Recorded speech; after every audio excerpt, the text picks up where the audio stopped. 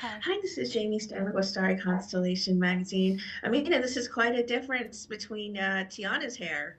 Yeah, this is my hair. Beautiful. Thank you.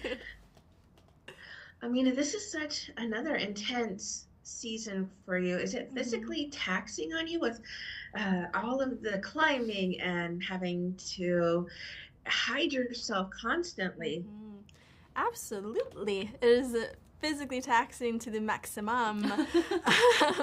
But you know what? Like all of our stuff is pretty exterior, and I wouldn't have it any other way. I love pushing my body past its limit. I love working through fear, and I think it just makes the character better because you're living through all of that pain and you're living through all of that having to push yourself constantly. I was hurting, girl. Yes, I was hurting.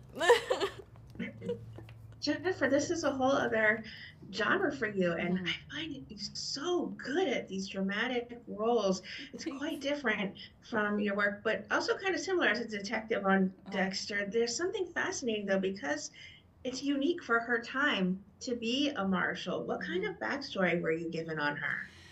I was only able to find, 10 sentences on Mamie Fawcett, but they were enough to sort of erect what I needed to, be the engine to pull me through the story. And yeah, I imagine that she got to this territory hoping to homestead like women, so many, not so many, but a select group of women did, and perhaps it didn't work out. And she took employ with the U.S. Marshals, not to work behind a desk, but to work the territory, which says quite a bit about a person. That's plenty of soil to till. But it was such a pleasure to work on, to be, for someone to, I feel like for years I've had like a bag of tricks up my sleeve and walked, to auditions and writers and said, "You want to see? You want to see?" And I felt like this one was like, "I've got this one, I've got that one. Do you want this one? Do you want that one?" And everybody's talents and offerings were welcome, and I think that's why it's just an explosion of riches. Yeah. I mean, your connection with Pete on screen is just palpable. It was so Ah. beautiful to watch this love story begin at the start of this season. We felt the chemistry a little bit in season one, but now you guys are a full-blown rom-com, I think, at this point.